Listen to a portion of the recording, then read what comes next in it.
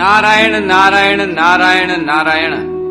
श्रीमद्भागवत तृतीय स्कंद अथ 32 32वां अध्याय। धूम मार्ग और अर्चिरादि मार्ग से जाने वालों की गति का और भक्ति योग की उत्कृष्टता का वर्णन।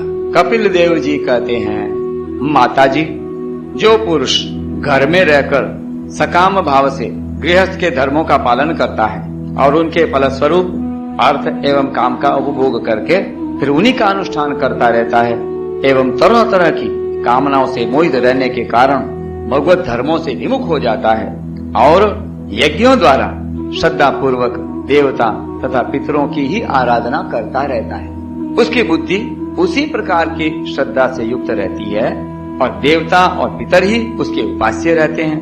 अतः वह चंद्रलोक में जाकर उनके साथ सोमपान करता है और फिर पुण्य क्षीण होने पर इसी लोक में लौट आता है। जिस समय प्रलय काल में शेषशायी भगवान शेष शैया पर शयन करते हैं, उस समय सकाम गृहस्थाश्रमियों को प्राप्त होने वाले ये सब लोक भी उनमें लीन हो जाते हैं। जो विवेकी पुरुष अपने धर्मों का अर्थ और भोग विलासों के लिए उपयोग नहीं करते बल्कि भगवान की प्रसन्नता के लिए ही उनका पालन करते हैं, वे अनासक्त, प्रशांत, शुद्ध चित्त, निवृत्ति धर्म परायण, ममता रहित और अहंकार शून्य पुरुष स्वधर्म पालन रूप सत्व गुण के द्वारा सर्वथा शुद्ध चित्त हो जाते हैं।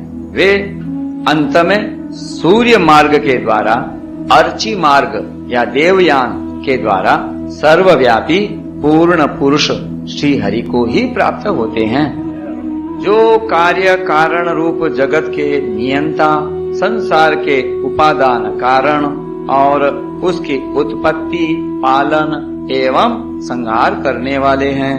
जो लोग परमात्म दृष्टि से हिरण्यगर्भ की उपासना करते हैं, वे दो परार्ग में होने वाले ब्रह्मा जी के प्रलय पर्यंत उनके सत्यलोक में ही रहते हैं। जिस समय देवता आदि से श्रेष्ठ ब्रह्मा जी अपने द्विपरार्ध काल के अधिकार को भोग कर पृथ्वी, जल, अग्नि, वायु, आकाश, मन, इंद्रिय, उनके विषय, शब्द आदि और अहंकार आदि के सहित संपूर्ण विश्व का संहार करने की इच्छा से त्रिगुणात्मिका प्रकृति के साथ एक रूप होकर निर्विशेष परमात्मा में लीन हो जाते हैं। उस समय प्राण और मन को जीते हुए वे विरक्त योगी गण भी देह त्याग कर उन भगवान ब्रह्मा जी में ही प्रवेश करते हैं और फिर उन्हीं के साथ परमानंद स्वरूप पुराण पुरुष पर ब्रह्म में लीन हो जाते हैं। इससे पहले वे भगवान में लीन नहीं हुए, क्योंकि अब तक उनमें अहंकार शेष था। इसलिए माताजी, अब तुम भी अत्यंत भक्ति भाव से उन श्री हरि की ही चरण शरण में जाओ। समस्त प्राणियों का हृदय कमल ही उनका मंदिर है और तुमने भी मुझसे उनका प्रभाव सुन ही लिया है।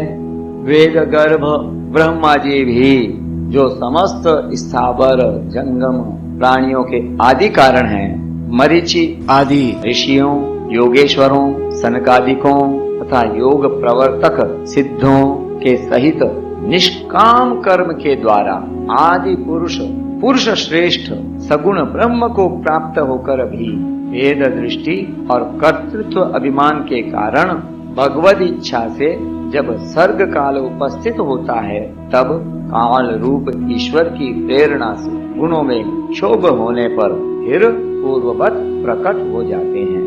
इसी प्रकार पूर्वोक्त ऋषिगण भी अपने अपने कर्म अनुसार ब्रह्मलोक के ऐश्वर्य को भोग कर भगवत इच्छा से गुणों में क्षोभ होने पर पुनः इस लोक में आ जाते हैं। जिनका चित्त इस लोक में आसक्त है और जो कर्मों में श्रद्धा रखते हैं, वे वेद में कहे हुए काम्य और नित्य कर्मों का सांगोपांग अनुष्ठान करने में ही लगे रहते हैं और उनकी बुद्धि रजोगुण की अधिकता के कारण कुंठित रहती है और हृदय में कामनाओं का जाल फैला रहता है और इंद्रियां उनके वश में नहीं होती, बस अपने घरों में ही आसक्त होकर वे नित्य प्रति पितरों की पूजा में लगे रहते हैं। ये लोग अर्थ, धर्म और काम के ही परायण होते हैं। इसलिए जिनके महान पराक्रम अत्यंत कीर्तनीय हैं, उन भव भयहारी श्री मधुसूदन भगवान की कथा वार्ताओं से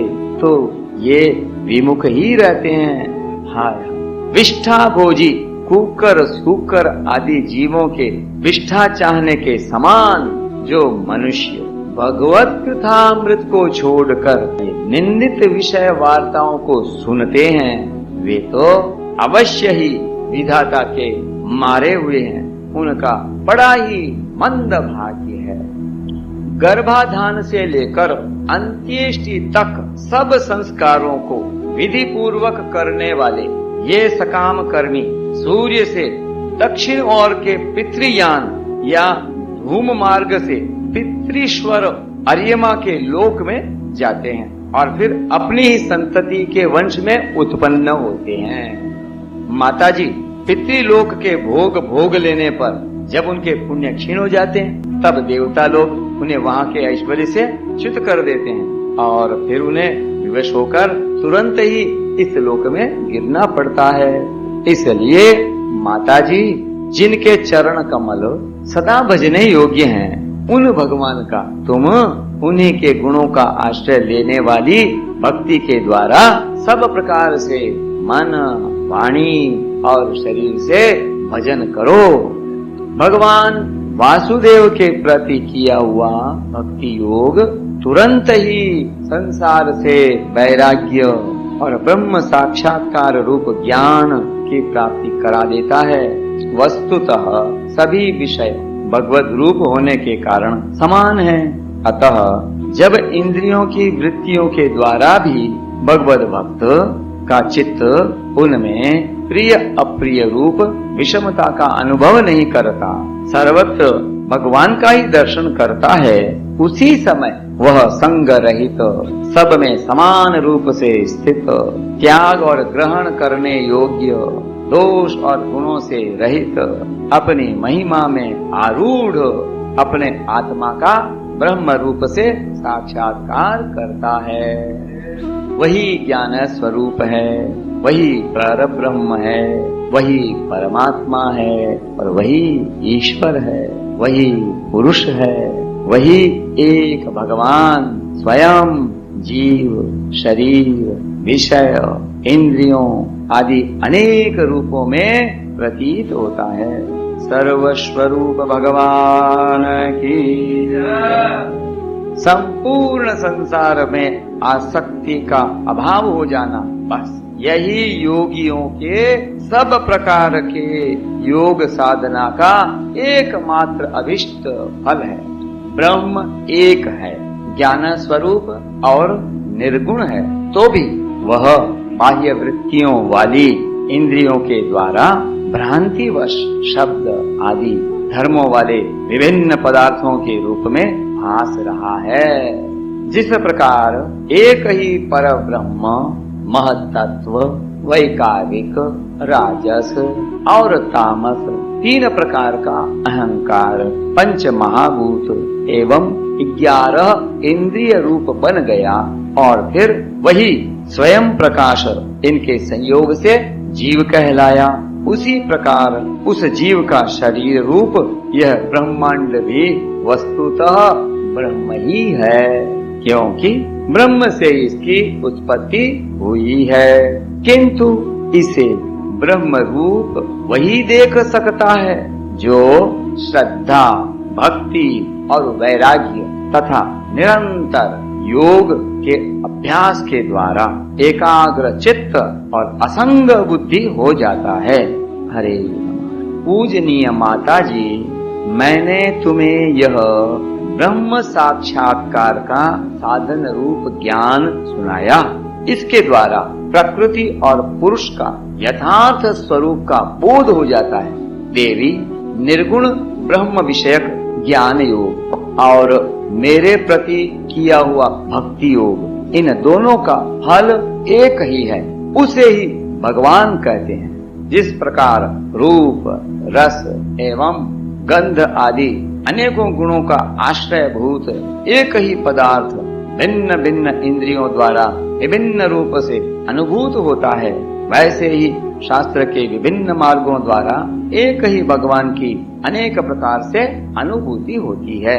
नाना प्रकार के कर्म कलाप, यज्ञ, दान, तप, वेदाध्ययन, वेद विचार, मीमांसा, मन और इंद्रियों के संयम, कर्मों के त्याग, विविध अंगों वाले योग, भक्ति योग, निवृत्ति और प्रवृत्ति रूप सकाम और निष्काम दोनों प्रकार के धर्म और आत्म तत्व के ज्ञान और दृढ़ वैराग्य, इन सभी साधनों से सगुण निर्गुण रूप स्वयं प्रकाश भगवान को ही प्राप्त किया जाता है। माता जी, सात्विक, राजस, तामस और निर्गुण भेद से 4 प्रकार के भक्ति योग का और जो प्राणियों के जन्म आदि विकारों का हेतु है तथा जिसकी गति जानी नहीं जाती, उस काल का स्वरूप मैं तुमसे कह ही चुका हूँ। देवी, अविद्या जनित कर्म के कारण जीव की अनेकों गतियां होती हैं। उनमें जाने पर वह अपने स्वरूप को नहीं पहचान सकता। मैंने तुम्हें जो ज्ञानोपदेश दिया है उसे दुष्ट, दुर्विनीत, घमंडी, दुराचारी और धर्मध्वजी, दंभी पुरुषों को नहीं सुनाना चाहिए। जो विषय लोलुप हो, गृह में आसक्त हो, मेरा भक्त न हो अथवा मेरे भक्तों से द्वेष करने वाला हो, उसे भी इसका उपदेश कभी न करे। जो अत्यंत श्रद्धालु, भक्त, विनयी, दूसरों के प्रति दोष दृष्टि न रखने वाला, सब प्राणियों से मित्रता रखने वाला, गुरु सेवा में तत्पर, बाह्य विषयों में अनासक्त, शांत चित्त, मत्सर शून्य और पवित्र चित्त हो तथा मुझे परम प्रियतम मानने वाला हो, उसे इसका अवश्य उपदेश करें। माँ, जो पुरुष मुझ में चित्त लगाकर इसका श्रद्धा पूर्वक एक बार भी श्रवण या कथन करेगा, वह मेरे परम पद को प्राप्त होगा। य इदं शृणुयादम्ब श्रद्धया पुरुषः सकृत् यो वा विधत्ते मच्चित्तः स ह्येति पदवीं च मे। बोलिए भक्तवत्सल भगवान की जय। नारायण नारायण नारायण नारायण।